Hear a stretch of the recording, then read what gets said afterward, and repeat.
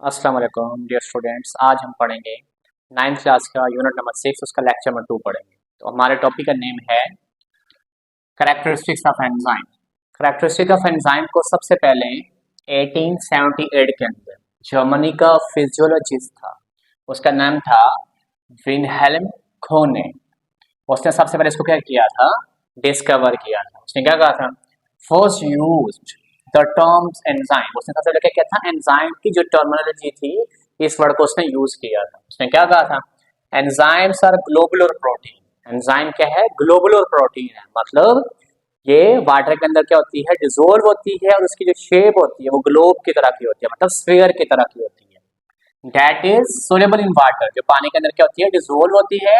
And shape like sphere और globe, इसकी जो शक्ल होती है वो गोल होती है या जमीन की तरह की होती है, लाइक ऑल प्रोटीन, बाकी तमाम प्रोटीन की तरह।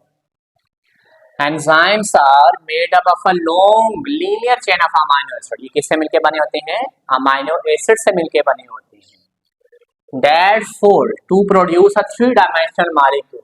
जब अमाइनो एसिड आपस में मिलते हैं, इस तरह के काफी सारे अमाइनो एसिड मिलेंगे, तो इससे एक थ्री डायमेंशनल क्या बनेगा, इसका एक पैटर्न बनेगा।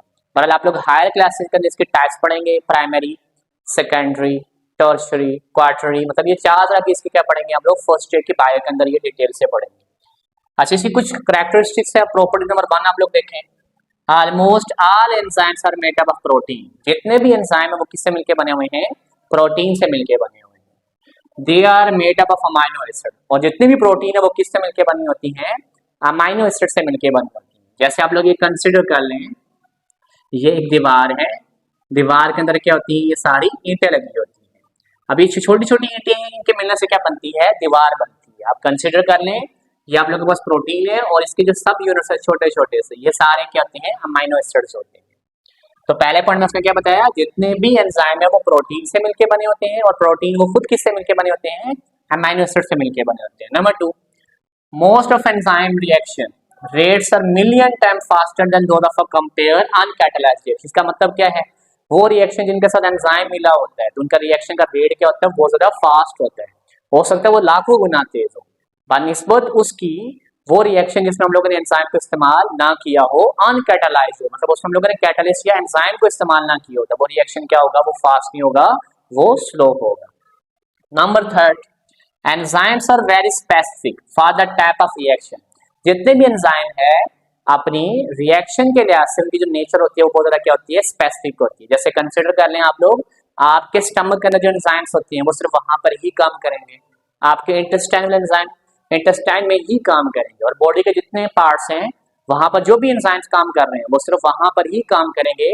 वो अपने रिएक्शन के लिहाज से क्या होते हैं, बहुत ज्यादा स्पेसिफिक होते हैं। तो क्या कह रहे हैं, enzymes are very specific for the type of reaction. Reaction के लिहाज से वो क्या होते हैं, बहुत ज्यादा मखसूस होते हैं।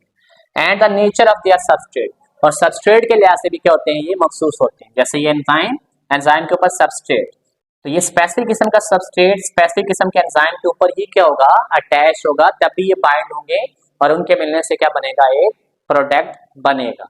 आगे इसके बारे में हम लोग लोक एंड की मॉडल पढ़ेंगे, इंड्यूस फीड मॉडल पढ़ेंगे, वहां पर आपको ये कंसेप्ट क्लियर हो जाएगा। नेक्स्ट हमारे पास कैरेक्टरिस्टिक्स है, only a small portion of enzymes molecule is directly involve catalysis. वो कह रहे हैं एंजाइम का एक छोटा सा हिस्सा होता है जो कि कैटालाइसिस में, मतलब रिएक्शन में पार्टिसिपेट करता है। वो कौन सा पार्ट होता है एंजाइम के ऊपर, ये छोटी सी आपको ये साइड नजर आ रही होगी, इसे क्या बोलते हैं, बाइंडिंग साइड, या फिर इसे हम क्या बोलते हैं, इसे कैटालिटिक रीजन बोलते हैं। इसने क्या करना होता है, ये एक्टिव साइड के साथ मिलना होता है इस कैटालिटिक रीजन में। ये कैटालिटिक रीजन है, इसने एक्टिव साइड के साथ क्या करना होता है, बाइंड करना होता है। इसको हम क्या बोलेंगे, एक्टिव साइड बोलेंगे। इसका मजीद फंक्शन भी है, इसने करना क्या होता है, इट्स रिकॉग्नाइज, इसने पहचान करवानी होती है। एंड बाइंड सबस्ट्रेट, इसने पहचान करनी है कि सबस्ट्रेट इसी के मुताबिक है कि नहीं है, और इसके साथ इसने आप क्या करना होता है, खुद को बाइंड करवाना होता है। And then carry out the reaction, जिससे क्या होगा, जो रिएक्शन है वो आगे क्या होगा, कैरी होगा और रिएक्शन अपनी तकमील तक पहुंचेगा। नेक्स्ट हमारे पास है, जो एंजाइम की प्रोडक्शन है उसको कम या ज्यादा कर सकते हैं दो चीजों को इस्तेमाल करके, एक होते हैं इनहिबिटर और दूसरे क्या होते हैं, एक्टिवेटर। ओके, कह रहे हैं enzyme production can be enhance और डैमेज, मतलब इसको बढ़ा भी सकते हैं, कम भी कर सकते हैं, by a cell according to needs, मतलब सेल अपनी जरूरत के मुताबिक उसको कम या जरूरत ज्यादा कर सकता है। Enzyme activity can be regulate by the inhibitor और एक्टिवेटर। तो एंजाइम जो है वो क्या करता है, वो अपनी एक्टिविटी को कम या ज्यादा कर सकता है दो चीजों को इस्तेमाल करके, एक इनहिबिटर को एक्टिवेटर। इनहिबिटर जो होते हैं उसकी क्वांटिटी को कम करते हैं, उसकी एक्टिविटी को कम करते हैं, जबकि दूसरे आपके पास है एक्टिवेटर, वो क्या करते हैं, इसकी प्रोडक्शन को ज्यादा करते हैं। नेक्स्ट हमारे पास इंपॉर्टेंट शॉर्ट क्वेश्चन है, शॉर्ट क्वेश्चन नंबर 1, 2 एंड 3। पहले का नेम है कोफैक्टर, प्रोस्टैटिक ग्रुप, कोएंजाइम। ये तीनों मोस्ट इंपॉर्टेंट शॉर्ट क्वेश्चन है और बोर्ड में अक्सर ये रिपीट होते रहते हैं, आपको पास्ट पेपर्स के अंदर भी ये मिलेंगे। सबसे पहले कोफैक्टर्स के बारे में क्या कह रहे हैं, इससे पहले एक लाइन उसने लिखी, वो बता रहा है ज्यादातर जो एंजाइम्स होते हैं उनको नॉन प्रोटीन मॉलिक्यूल चाहिए होते हैं, मतलब उसके अलावा भी ये काम कर सकते हैं, लेकिन कुछ ऐसे आप कह सकते हैं एंजाइम है उनको काम करने के लिए प्रोटीन और नॉन प्रोटीन मॉलिक्यूल चाहिए होते हैं। जैसे आपको बता रहा है some enzyme required non protein molecule, कुछ एंजाइम को नहीं चाहिए होते लेकिन बाद एक एंजाइम को क्या होता है काम करने के लिए नॉन प्रोटीन मॉलिक्यूल्स चाहिए होते हैं। मॉलिक्यूल्स और आयंस की क्या होती है, रिक्वायरमेंट्स होती है, उसे हम क्या बोलते हैं, उसे बोलते हैं कोफैक्टर।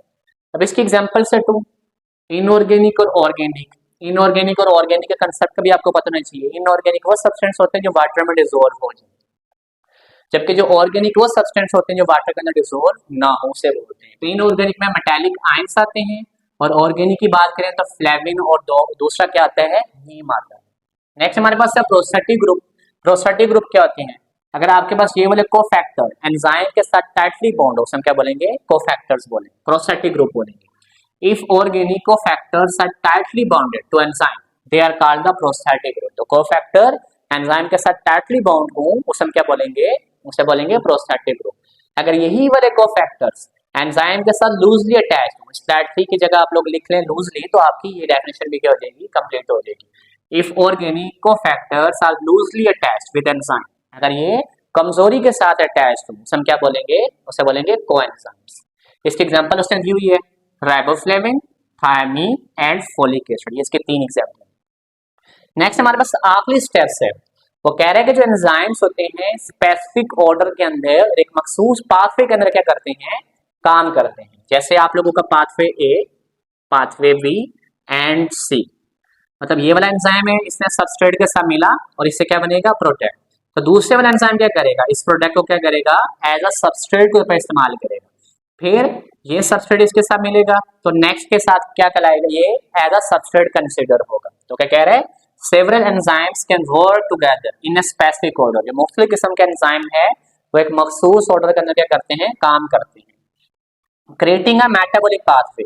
और क्या होता है, एक मेटाबॉलिक पाथवे क्या होता है, क्रिएट होता है।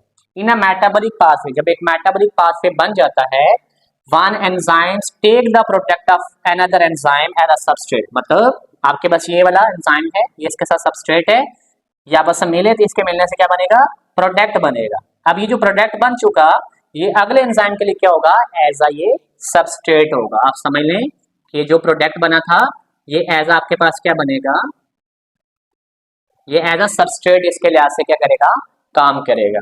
तो क्या कह रहे हैं, one enzymes take the product, जो इसका प्रोडक्ट बन चुका ये वाला, तो वो उसको क्या करेगा, दूसरा एंजाइम एज अ सबस्ट्रेट क्या करेगा, उसको लेगा।